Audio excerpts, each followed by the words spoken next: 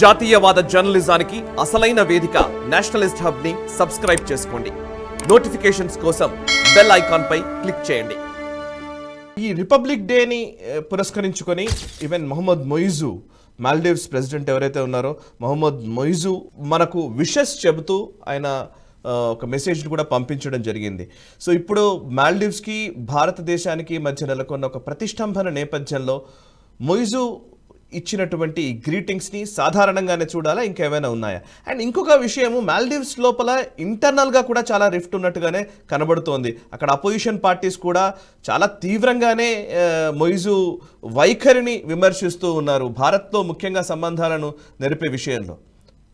And ఇంకోటి, navy chief కూడా మొన్నే ఒక స్టేట్మెంట్ కూడా ఇచ్చారు, నాకు ఎటువంటి ఆర్డర్స్ అందలేదు ఢిల్లీ నుంచి, మేము ట్రూప్స్ని వెనక్కి తీసుకోవడం కోసం అని చెప్పడం జరిగింది. సో బట్ అక్కడ మాత్రం ఇంకా ఆ నిరసనలు, అధికార పార్టీ ఒకవైపు, ప్రతిపక్షాల నుంచి ఒకవైపు, అసలు ఈ మాల్దీవ్స్లో జరుగుతున్న తంతు గురించి ఒకసారి విశ్లేషిస్తారా? ఆయన మన రిపబ్లిక్ డేను పురస్కరించుకొని ఆయన ఇచ్చినటువంటి గ్రీటింగ్స్ ని మనం తప్పకుండా ఆహ్వానించవలసిన విషయం. దాంట్లో సెంచరీస్ ఓల్డ్ ఫ్రెండ్షిప్ అని ఆయన కోట్ చేయడం జరిగింది. అంటే ఎన్నో శతకాలుగా మనకు ఉన్నటువంటి మైత్రి అని అన్నారు. మైత్రి కాదు, యాక్చువల్గా వాళ్ళు మనవాళ్లే. ఈ చుట్టుపక్కల ఉన్నదంతా భారత సంతతి నుంచి వెళ్ళిన వాళ్ళే. వాళ్ళు ఎక్కడైనా ఆకాశం నుంచి వచ్చే వాళ్ళ మాల్దీవ్స్ చేరారా? చేరలేదు కదా. మెయిన్లాండ్ భారతదేశం నుంచి వెళ్ళి అక్కడ సెటిల్ అయినటువంటి వాళ్ళే. 16వ శతాబ్దం దాకా అక్కడ బౌద్ధమే ఉండింది. అది అంతకంటే ముందర అక్కడ హిందూ మతం ఉండింది అక్కడ. ఇన్ఫాక్ట్ రాణి పద్మిని ఎవరైతే మన చిత్తోడ్లో జౌహార్ చేసుకుందో ఆవిడ మాల్దీవ్స్ నుంచి వచ్చింది అని చాలా చరిత్రకారులు చెప్తుంటారు. కాబట్టి అది అఖండ భారతంలో ఒక భాగమే అది. ఎనీవే, మొయిజు గారు మనకు సెంచరీస్ ఓల్డ్ ఫ్రెండ్షిప్ అంటూ ఆయన పేర్కోవడం అన్నది ఒక విధంగా మనం దాన్ని ఆహ్వానించదగ్గటువంటి విషయం. దానికి 2-3 కారణాలు ఉండిండొచ్చు. ఒకటి, కంప్లీట్గా ఆయన చైనా పక్షానికి వెళ్ళిపోయిన దాన్ని కొద్దిగా బ్యాలెన్స్ చేసేటువంటి ప్రయత్నం చేస్తూ ఉండొచ్చు ఆయన. రెండవది, ఇంటర్నల్గా ఆయన మీద చాలా ఒత్తిడి వస్తున్నది.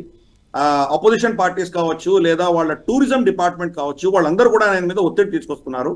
ఎందుకంటే భారతదేశం నుంచి టూరిజం అనేది తగ్గిపోవడం మొదలు పెట్టేసరికి అది వాళ్ళ దేశానికి చాలా ఇబ్బందికరమైన విషయం. కాబట్టి దాన్ని కరెక్ట్ చేసే దిశగా ఆయన మీద ఒత్తిడి అన్నది రావడం చూస్తున్నాం మనము.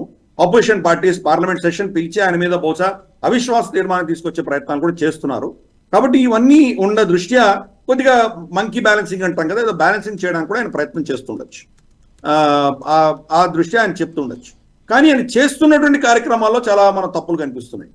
ఫర్ ఇన్స్టెన్స్, అక్కడ మనకు ఉన్నటువంటి హెలికాప్టర్ పైలట్స్ కావచ్చు, లేదా ఎయిర్ అంబులెన్స్ పైలట్స్ కావచ్చు, వీళ్లకు ఎటువంటి పని ఇవ్వకుండా ఊరికే కూర్చోబెట్టాడు ఆయన.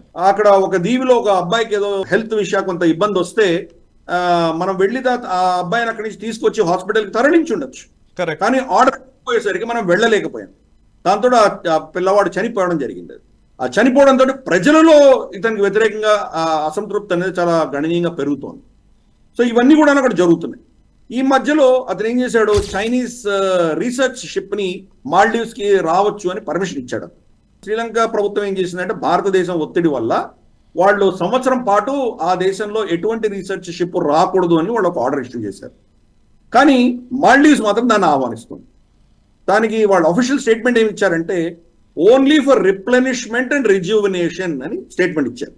అంటే ఏదో వాళ్ళు ఆఫ్రికా నుంచి లేదా మనకు జిబోటి నుంచి చైనాకు వెళ్తుంటే దారిలో మాల్దీవ్స్లో ఆగి వాళ్ళ షిప్లో కావాల్సిన నీళ్లు, ఆహారం ఇవన్నీ నింపుకొని వాళ్ళు తర్వాత వెళ్తారు ఇక్కడి నుంచి, అంత మాత్రమే. కానీ ఇక్కడ రీసెర్చ్ చేయడానికి మేము పర్మిషన్ ఇవ్వలేదు అని చెప్పి ఆయన చెప్పడం జరిగింది. అది షిప్లో కూర్చొని వాళ్ళు రీసెర్చ్ చేస్తున్నారో ఏం చేస్తున్నారో తెలుసుకునేంత కెపాసిటీ మాల్దీవ్స్కి ఉందా?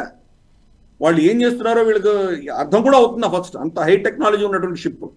సో అందుకని అది ఒక విధమైనటువంటి, ఎవరిని అతను మభ్య పెట్టాలనుకుంటున్నాడో మనకు తెలియదు. కానీ అల్టిమేట్లీ చైనాకు ఒత్తాసు పలుకుతున్న విషయం మాత్రం స్పష్టంగా అర్థమవుతుంది. ఓకే. కాబట్టి ఈ నేపథ్యంలో అతను భారతదేశానికి కొంత శాంతించవలసినటువంటి ఆవశ్యకత ఆయనకు ఉంది. కాబట్టి బహుశా ఆయన స్టేట్మెంట్ ఇవ్వడం జరిగింది. అది ఆయన స్టేట్మెంట్స్ కంటే కూడా ఆయన చేసేటువంటి నిర్ణయాలు ఏముంటున్నాయో దాని ఆధారంగా మనం నిర్ణయం తీసుకుంటాం. ఎనీవే, జయశంకర్ గారు వాళ్ళ ఫారెన్ మినిస్టర్ని రీసెంట్గా కలవడం జరిగింది. చర్చలు చాలా ఓపెన్ హార్టెడ్గా మేము చేసుకున్నామని చెప్పడం జరిగింది.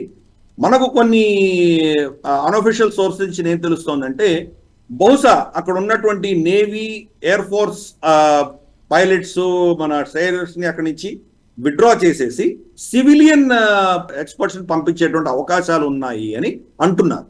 ఏది ఒప్పందం జరగలేదు, అది ఇంకా చర్చలు జరుగుతున్నాయి. చూద్దాం రాబోయే రోజుల్లో ఏమవుతుందో. మార్చ్ 15 వరకు ఆయన వాళ్ళు డెడ్ లైన్ ఇచ్చారు. ఇంకా నెలన్నర ఉంది కాబట్టి బహుశా ఏదో ఒక ఒప్పందం వచ్చేటువంటి అవకాశాలు ఉన్నాయి. ఒప్పందం రాలేదు, వాళ్ళు చైనా యొక్క ప్రెషర్ వల్ల కంప్లీట్ గా వీళ్ళని ఎక్స్పెల్ చేశారంటే కానీ అప్పుడు మరి ఏంటి పరిస్థితి ఉంటుందో చూడాలి. వాళ్ళు చెప్పేదానికంటే కూడా వాళ్ళు చేసేదాని మీద మనం ఎక్కువ ఫోకస్ పెట్టాలి.